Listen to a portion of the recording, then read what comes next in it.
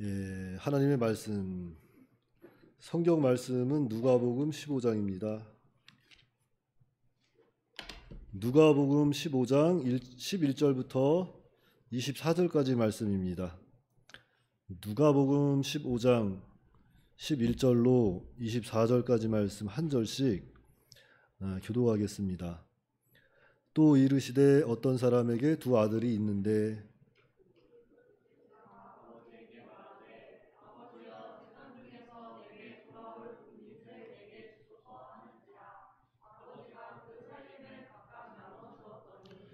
그 후 며칠이 안 되어 둘째 아들이 재물을 다 모아가지고 먼 나라에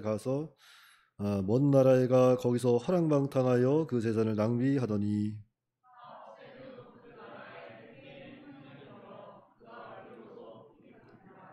가서 그 나라 백성 중 한 사람에게 붙여 사니 그가 그를 들로 보내어 돼지를 치게 하였는데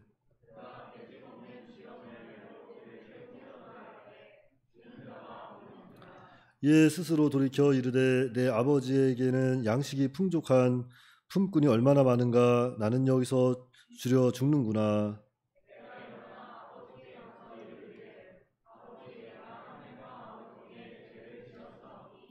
지금부터는 아버지의 아들이라 일컬음을 감당하지 못하겠나이다. 나를 품꾼의 하나로 보소서 하리라 하고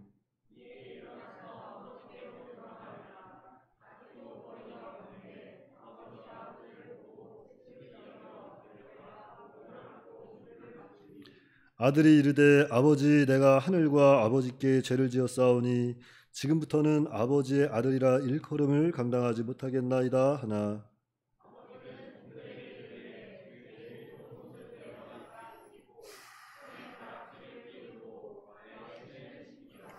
그리고 살찐 송아지를 끌어다가 잡으라 우리가 먹고 즐기자 이 내 아들은 죽었다가 다시 살아났으며 내가 잃었다가 다시 얻었노라 하니 그들이 즐거워하더라. 아멘. 예, 오늘 말씀의 제목은 탕자 비유입니다. 탕자 비유. 네, 탕자 비유. 이 말씀은 뭐 원체 유명하니까 다들 많이 알고 있을 거예요. 많이 들어보시고. 그래서 오늘 이 탕자 비유를 통해서 우리가 하나님의 사랑이 얼마나 풍성하고 얼마나 크신지 우리가 그걸 또 한번 생각해 봐야 되겠어요. 여러분 늘 말씀드리는 거지만 우리가 성경은 우리가 성경을 이렇게 볼 때는 먼저는 이렇게 성경을 문맥적으로 이렇게 쭉 살펴보는 게 중요해요. 문맥적으로 성경을 살펴보고 그 다음에 그 문자적으로 또 살펴보고 그 다음에 그 성경의 그 역사적인 배경도 살펴보고 그 다음에 이제 성경에서 이야기하고 있는 영적인 것 그리고 교훈적인 것 이러한 것들을 쭉 차례대로 살펴봐야 됩니다. 요즘에 그 이단이 좀 나는 신이다 해서 이단이 많이 활개치고 그런 것들이 또 TV 미디어를 통해서 세상에 또 보여지고 그것으로 인해서 이 기독교를 다 싸잡아서 이렇게 욕하고 이렇게 이상한 단체로 이렇게 또 규정하는 사람들이 없지 않아 있습니다. 이러한 때 우리가 좀 분별력을 좀 가져야 돼요. 우리 하나님의 사람들이 왜 망하는가 하면 분별력이 없어서 망하는 겁니다. 분별력이 없어서. 말씀에 대한 분별력, 사람에 대한 분별력, 생활에 대한 분별력이 없어서 망하는 거예요. 그래서 우리가 성경을 성경 그대로 봐야 돼요. 그렇다고 무슨 성경 뭐 글씨대로 보내는 건 아니에요. 성경에서 이야기하고자 하는 거, 그 핵심이 무엇인지 그 진리를 파악해서 그 진리에서 우리에게 주고자 하는 교훈이 무엇인가 그걸 찾는 거예요. 사실 오늘 탕자 비유는 너무나도 하나님의 사랑이 가득 들어가 있는 비유의 말씀이잖아요. 그러니까 내용은 전체적인 내용은 이런 거죠. 어느 집에 두 아들이 있습니다. 어느 아버지에게 두 아들이 있어요. 그런데 그 둘째 아들이 아버지에게 아버지 돌아가시면 어차피 나한테 재산을 줄 텐데 미리 좀 나에게 좀 재산을 달라고 해서 그 재산을 받아서 이웃나라 가서 그 돈을 다 탕진하고 회귀하고 아버지께 돌아와서 다시 아들의 자리로 돌아가는 그런 내용입니다. 그런데 오늘 여기 아버지가 살아있을 때 그 재산을 그 아들이 달라 그러잖아요. 자, 이것은 사실 그 아버지가 그 재산을 줘요. 사실 그 아버지가 그 재산을 줬다는 것은 그 아버지가 정말로 마음이 넓은 사람이거나 아니면 죽을 날이 얼마 남지 않았거나 아마 이런 상태였기 때문에 주지 않았을까. 왜냐하면은 이스라엘 나라에 직접 가서 그 사람들한테 그 이러한 이야기를 하면은 아주 그 아들은 돌에 쳐 맞아 죽어야 된다고. 아니 우리 그런 나쁜 놈이 다 있느냐고. 아버지가 두는 시퍼렇게 뜨고 살아 있는데 재산을 달라고 그래서 가는 그 아들이 어디 있느냐고. 그렇게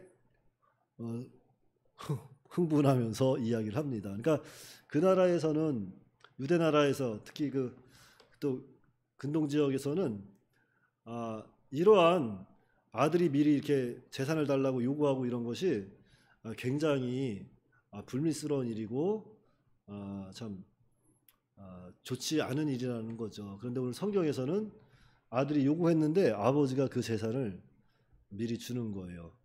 미리 줍니다. 그래서 그 아들이 그 재산을 받아서 나가서 탕진하죠.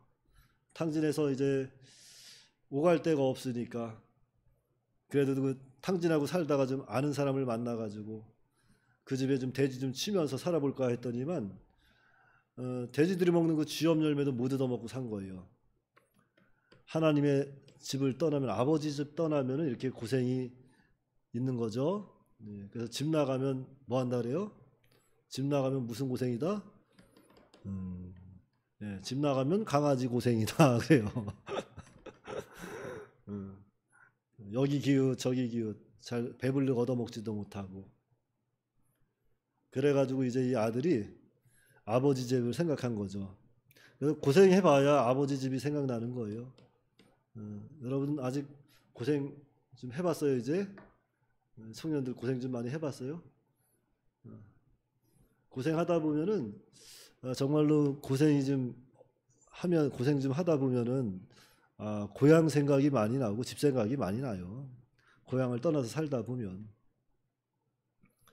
그러니까 이 아들도 아버지 집을 생각한 거죠. 생각해 보니까 아버지 집에는 종들도 나보다는 잘 먹고 잘 사는데 나는 이것이 무엇인가? 내 삶이 이대로 끝나는 건 아닌가? 그렇다고 또 아버지 집에 돌아가기도 양심이 좀 꺼리고 참 아버지 진짜 부끄럽고 뭔가 좀 성공해서 좀 아버지한테 가야 되는데 다 탕진해서 가려니까 발걸음이 안 떨어지는 거죠. 하지만 이 아들은 용기를 냈어요. 믿음을 썼죠. 힘을 쓰는 겁니다. 힘을 썼어요. 그 20절에 그랬잖아요. 일어나서 아버지께로 돌아가니라. 일어났어요. 정말 감당할 수 없는 그 환경 속에서 상황 속에서 어려움 속에서 힘을 내서 일어나는 겁니다. 그래서 아버지께로 돌아가는 것이 이렇게 어려워요. 한번 나오면 집 나와서 다시 한번 돌아간다는 것이 쉽지가 않습니다. 제가 아는 어떤 사람도 아버지하고 싸워서 이렇게 집을 나갔대요. 집을 나갔는데 나가서 좀 아는 사람 집에서 조금 얹혀 살았는데 거기서 이제 병이 났대요. 병이. 옴이 옮아가지고 온몸이 가려워가지고 이거 도저히 어떻게 감당할 수가 없으니까 병원을 찾아다녀봐도 못 고치겠으니까 아버지 집으로 돌아가서 거기서 고쳤다고 합니다. 이렇게 고생하면은 아버지께 또 어려운 발걸음이지만 또 아버지께로 돌아가는 것은 그 사람이 그래도 힘을 쓴 거죠. 집 나올 때는 당당하게 나왔겠죠. 그래서 내가 이만큼 컸는데 나가면 못 살 줄 알고 어디 한번 아버지 뜻대로 사시고 나는 내 뜻대로 살아보겠습니다 하고 나갔지만 결국에는 다시 아버지에게 돌아왔다. 그 힘을 내서 참 지혜로운 사람입니다. 만약에 거기서 끝까지 아버지께 돌아가지 않았다면 그 사람이 어떻게 됐을까 좀 그거는 뭐 그 상황이 안 돼봤으니까 잘 모르지만 더 힘들지 않았을까 그런 생각을 해봐요. 그래서 이렇게 아버지 집으로 돌아갔더니만 아버지가 이 아들이 저기서 멀리서 오는데 아들인 걸 안 거예요. 여러분들도 내 가족이 저기 멀리서 오면은 금방 알아보죠. 근데 세월이 지나서 그지가 돼서 오면 알아볼 수 있을 것 같아요? 없을 것 같아요? 한눈에 알아보고 보기가 좀 쉽지는 않지 않을까. 아무리 자식이지만. 근데 그 아버지는 저기 멀리서 그 그지 꼴로 아들이 이렇게 터벅터벅 눈치 보면서 갈까 말까 쭈뼛쭈뼛 했을 거 아니에요. 가니까 저기 멀리 있다가 아버지가 아이고 내 아들아 그냥 맨발로 뛰어나가서 그냥 그 볼에다가 그냥 입 맞추고 반지도 껴주고 그냥 제일 좋은 옷으로 입혔다고 그러잖아요. 제일 좋은 옷. 여러분 그지 옆에 가봤어요? 그지 옆에? 혹시 그지 본 사람 있어요? 지금도 그지가 있는 건 아시죠? 몰라요? 그지가 이렇게 여기서 한 반경 한 3m 정도만 가도요. 악취가 나요. 악취가 납니다. 그래서 막 가까이 가지도 못할 정도로 악취가 나요. 그런데 이 아버지가 그런 아들을 보자마자 뛰어나가서 그 아들에게 입 맞추고 그 아들을 사랑으로 품고 그 아들 다시 내 아들이라고 이렇게 또한 인정하고 살찐 송아지를 끌어다가 잡아서 같이 먹고 즐기자 그랬다는 거죠. 그러면서 이 내 아들은 죽었다가 다시 살아난 것이다. 이렇게 아버지의 사랑을 보여주는 거죠. 자, 그럼 이 성경에서 오늘 말씀에서 우리에게 교훈하는 게 뭐예요? 하나님의 사랑입니다. 하나님의 사랑. 하나님의 사랑, 하나님의 긍휼. 하나님은 자기가 택한 백성 돌아오기를 이렇게 기다리고 계신다는 거예요. 특별히 또 신앙생활하다가 교회를 잠깐 떠날 수도 있잖아요. 떠난 사람을 아버지는 항상 그리워하며 졸지도 아니하고 뜬 눈으로 그냥 기다리고 계신다는 거죠. 그게 아버지 사랑이에요. 아들이 아무리 큰 잘못을 해도 아버지께 돌아가면 달려나와서 입 맞춰주시고 품어주시는 분이 우리 하나님 아버지시다. 그래서 우리가 이 먼저 본문을 통해서 기억해야 될 것은 우리 하나님께서는 긍휼이 풍성하셔서 집 나간 아들이라 할지라도 돌아오기를 늘 기다려 주시고 돌아오면은 또 품어주시는 하나님이시다 하는 것을 깨달아야 되고 또 본문에서 한 가지 또 기억해야 할 것은 예수님이에요. 예수님. 이 성경 전체는 예수님을 보여주고 있습니다. 우리가 어떻게 아버지의 아들이 됐어요? 예수님의 공로로 아버지가 됐죠. 예수님의 공로로. 예수님의 피의 공로로 우리가 하나님의 자녀가 돼서 지금 신앙생활을 하는 거예요. 그래서 우리가 신앙생활을 하다가도 뭔가 좀 내 마음에 맞지 않고 뭔가 좀 시험이 들어오면은 교회를 떠날 수도 있어요. 떠날 수도 있죠. 특별히 오늘 이 부자 아들처럼 하나님께서 이렇게 또 신앙을 열심히 또 복을 주니까 또 달라 그러니까 줬을 거 아니에요. 우리들 교회 나오면 막 많이 구하잖아요. 하나님 아버지 나에게 아파트 하나만 주시옵소서. 하나님 아버지 나의 사업체 좀 도와주시옵소서. 하나님 아버지 우리 아들 서울대학 보내주세요. 이런 식으로 기도를 많이 한다고. 그래서 기도해서 하나님이 들어주시면 그 아들들이 나가서 뭐예요? 뭐 신앙생활 열심히 하면 좋죠. 근데 보통은 나가서 안 들어와요. 안 들어옵니다. 물질 주면 물질 가지고 나가서 안 들어와요. 지혜 주면 지혜 갖고 나가서 안 들어옵니다.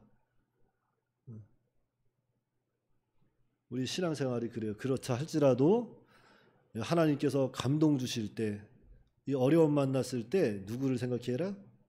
예수님의 은혜를 생각하라는 거예요. 예수님의 십자가의 공로를 생각해야 돼요. 내 이 씻을 수 없는 죄, 이 부끄러운 죄를 가지고 십자가에 죽으시고 내 죄를 담당하신 그 그 예수님 십자가의 공로를 우리는 기억해야 됩니다. 기억하고 다시 돌아가는 거예요. 주님 품으로 돌아가야 돼요. 그리하면 우리 주님께서 우리를 기쁨으로 맞이해 주신다 하는 것을 우리는 본문을 통해서 만나야 돼요. 그러니까 성경은 어려운 게 아니죠. 너무너무나도 쉬운 게 성경이에요.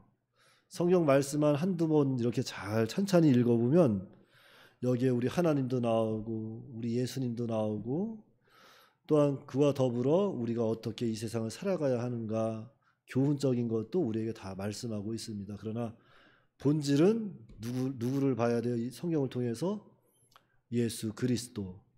그런데 이 이단, 이 사이비 종교들, 이 사람들은 예수 그리스도를 전하는 것이 아니라 하나님을 전하는 것이 아니라 자꾸 이러한 것들을 왜곡해가지고 교훈적인 설교를 해요. 교훈적인 설교를 해요.